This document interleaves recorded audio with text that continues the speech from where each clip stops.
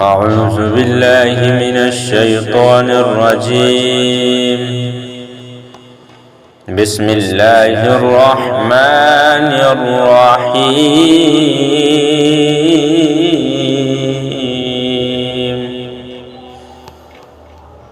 لإيلاف قريش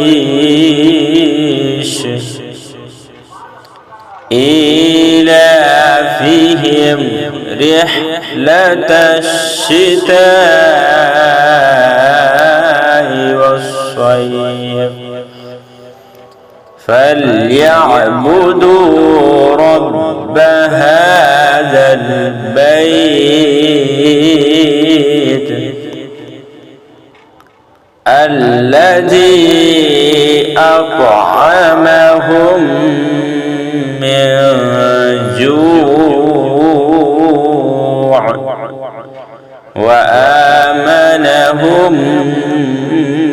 من خوف.